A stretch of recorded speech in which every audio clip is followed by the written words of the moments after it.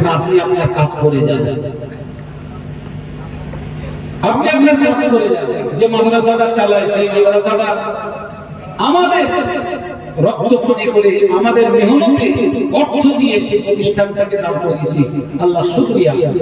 সেই প্রতিষ্ঠান নিয়ে এত প্রচার করেছে, ছাত্র ছাত্রী সেখান থেকে তুলে নেওয়া, ম্যাডাম তুলে নেওয়া, শিক্ষকদেরকে উঠিয়ে নেওয়া, তারপর সেই প্রতিষ্ঠানের বিরুদ্ধে কত রকমের প্ল্যান করেছে, পয়সা বন্ধ করা, তারপরে সেই প্রতিষ্ঠান যাতে আমি না চালাতে পারি, সে স্থানীয় মানুষ আমার কাছে যাতে সাপোর্ট না দিতে পারে, তাতে অনেক মামলা আমার উপর করেছে। সে মামলাগুলো আল্লাহ পাকের দয়ায় সব খালাস হয়ে গেছে। সে মামলাগুলো করবার পরেও সে মামলায় আমাকে কিছু করতে পারিনি, আল্লাহ ঠিক হেফাজত করে নিয়েছে। মামলা করেছে অনেকগুলো মামলা, অনেকগুলো উল্টোপাল্টা ধারা, আমি তো প্রচার করিনি, আজকে প্রথম করলাম, কাউকে বলিনি। কত কর্মী কর, খোদার তরফ থেকে বিচার হবে, খোদার তরফ থেকে বিচার হচ্ছে, আরো হবে, অনেক হবে। বলছে তোরে মার্ডার করে দেবো, কেন দোষটা কি করলাম, বলে আটকেছিস কেন? আরে ফুরফুরা শরীফে আপনারা যদি কাল যান, পরশু যান, এই রাত্রি যদি যান, কেউ আটকাবে না। তবে একটা কথা বলতে আমার ইচ্ছা করছে, যদি রায় দেয় দাজ্জাল সারা দুনিয়ায় সব জায়গায় যেতে পারবে, মক্কা শরীফ আর মদিনা শরীফে যেতে পারবে না, আল্লাহ ফেরেশতারা গার্ড করবে, যেতে দেবে না। এইসব খুদে দাজ্জাল যারা মুজাদ্দিদুল জামানের আওলাদকে দাজ্জাল বলছে, আবার সেই দাজ্জাল তারাও লকব দিয়ে সেই দাজ্জালের টুপি নিজের মাথায় দিচ্ছে। তাহলে এই বিষয়টা জনগণ বুঝতেছে না, বলে না এ দেখেনি নাকি? আমি একজনকে দাজ্জাল বললাম, আমার দাজ্জালের টুপি আমি মাথায় দিলাম। হ্যাঁ, ভুল ভ্রান্তি মানুষ মাত্র হতে পারে, তাহলে তোমাকে স্যালেন্ডার হওয়া দরকার ছিল, যে না ভাই, যে জনগণ, এটা আমার ভুল, এটা আমার ভ্রান্তি, এটা আমার ত্রুটি, এক সময় বলে ফেলেছি, ওটা আমার বলা উচিত হয়নি। এটা তো মিডিয়ায় বলতে হবে নাকি? আমি যেরকম কয়েকবার প্রকাশ্য তওবা করেছি, আজকেও আপনাদের সামনে রেখে তওবা করছি। হ্যাঁ, কিছু সামাজিক দিনই ক্ষেত্র এগুলোকে আমরা অ্যাকসেপ্ট করে একসাথে মিলেমিশে আমরা সামাজিক এই ভালো কাজগুলো থেকে আমরা একসাথে হাতে হাত মিলিয়ে কাজ করতাম। কিন্তু যখন আমরা দেখলাম একটার পর একটা সামাজিক এবং দিনী খেদমতটা মূল নয়, যখন আমরা দেখলাম, বলেন আমি বলেন আমাদের এই লেভেলের আলেমা, আমরা অনেকগুলো মিটিং সিটিং করে অনেক বিষয় আমরা যখন বলতে লাগলাম, আমাদের কোনো কথায় যখন কোনো গুরুত্ব দিল না, অবশেষে বাধ্য হয়ে আমাদেরকে বিদ্রোহ করতে হলো। তো যাক, সেই ইতিহাস আপন জায়গায় থাক। আমার বক্তব্য, মানুষ সচেতন, মানুষ এখন মোটামুটি বুঝে গেছে। আমি বলছে সানি রুহুল আমিন ফুরফুরায় যাবে। 2006 সাল নগর মজুয়ায় দাঁড়িয়ে, আমি তখন ফার্স্ট ইয়ারে পড়ি, নগর মজুয়ায় দাঁড়িয়ে বক্তব্যে বলা হলো, এই দেশে আল্লামা রুহুল আমিন ছাড়া কাউকে আমরা আল্লামা রুহুল আমিন ছাড়া কাউকে আল্লামা মানি না।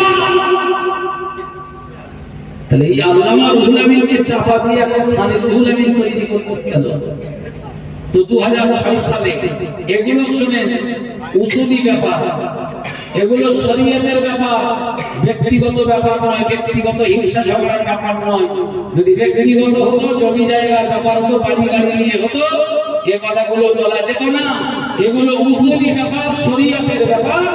শরীয়তের বিষয়ে যদি আঘাত হয়, তখন আমারও শরীয়ত, আপনারও শরীয়ত, শরীয়তের উপরে আঘাত হলে সেই শরীয়তের আঘাতটাকে মেনে নেওয়া যাবে না। তো আমার বক্তব্য আমি আপনাকে বলছি 2 মিনিটের মধ্যে শোনেন। আল্লামা রুহুল আমিন ছাড়া এই দেশে আর আল্লামা নেই। আমরা বসিরহাটের এলাকার মানুষ, আমরা আল্লামা রুহুল আমিন সাহেবকে আগেও আল্লামা মানতাম, এখনো মানি, ফিউচারেও আল্লামা রুহুল আমিন সাহেবকে আল্লামা মানবো। এই মানবে না মানবে না? এই তাহলে বলেন আল্লামা রুহুল আমিন সাহেবকে মানবেন তো নাকি? এরপরে বলি দাদা হুজুর কেবলা হচ্ছেন আমাদের মুর্শিদ। দাদা হুজুর কেবলা আমাদের মুর্শিদ, মানেন না মানেন না? কারা কারা মানেন হাত ওঠান? এই কারা কারা মানেন হাত ওঠান? যতদিন বাঁচবেন দাদা হুজুরকে মেনে চলবেন, পারবেন তো নাকি? এটাই আপনার কাছে বলা, এটাই আপনার কাছে আমার দাবি। মুজাদ্দিদুজ জামান আমিরুশ শরিয়া, উনি হচ্ছেন আমিরুশ শরিয়া। তারপরে আমিরুশ শরিয়া কেউ হতে পারে না বলবো না, কিন্তু আমিরুশ শরিয়া দাদা হুজুর কেবলা এইটা আমরা মানি, তাকে মেনে চলি, বাকি জীবনটা আমরা তাকে মেনে চলবো। কথা ঠিক কিনা বেঠিক? এই কথা ঠিক না বেঠিক? সুতরাং এই দুটো কথা আমার ভূমিতে বলা আল্লামা রুহুল আমিন রাহমাতুল্লাহ আলাইহি এবং মুজাদ্দিদুজ জামান দাদা হুজুর কেবলা। এবার দাদা হুজুর মানে তার 5 হুজুর, 5 আওলাদ আপনাকে বাদ দিতে পারবো? 5 হুজুর বাদ দিতে পারবে? এখন 5 হুজুর নেই, তাদের আওলাদ আছে, তো তাদের তো আমরা মেনে চলবো না, চলবো না। এবং তাদের যারা আওলাদ, কারণ নীতি আদর্শ ভালো না লাগলে আপনি তার থেকে সরে যান। কেউ তো জোর করে বলেনি যে তাকে মানতেই হবে। তা যাদের আদর্শ ভালো লাগবে, আখলাক আমল ভালো লাগবে, তাদের সাথে চলে। তার মানে কি ফুরফুরায় সব খারাপ? এই ফুরফুরায় সব খারাপ? ফুরফুরা ঈমান নেই, ইসলাম নেই, এই সমস্ত কথা বলে মানুষকে আর ঘোরানো যাবে না। ফুরফুরা শরীফের চাকা বাদশাদের এধারে ঘুরতে দেবে না বলে অনেক চেষ্টা হয়েছিল, কিন্তু ফুরফুরার চাকা আমাদের রান্নাঘরে ঢুকে গেছে, আলহামদুলিল্লাহ বলে।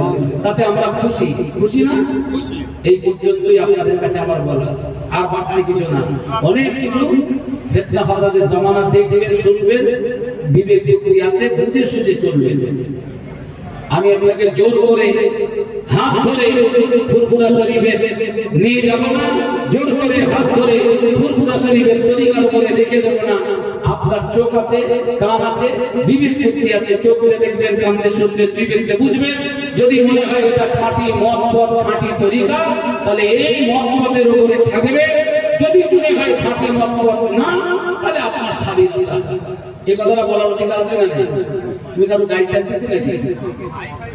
আমাদের বিরুদ্ধে তো অনেক বলেছে, ইয়াকুব সাহেবের দাড়িগুলো পেকে গেছে, তো ওটা বলছে পাকা দাড়ি, আর আমারটা কাঁচা, তার হচ্ছে কাঁচা দাড়ি। অনেক হয়েছে। আল্লাহ আমাদেরকে হেদায়েত দিন। দোয়া শেয়ার হবে। আমার মায়েরা বোনেরা, তারা যতটুকু সাহায্যের হাত বাড়িয়েছেন আলহামদুলিল্লাহ, আপনারা যারা দিয়েছেন আলহামদুলিল্লাহ। আমি শুধু বলেছিলাম তাবারুকের বিষয়টা বলবো। তাবারুক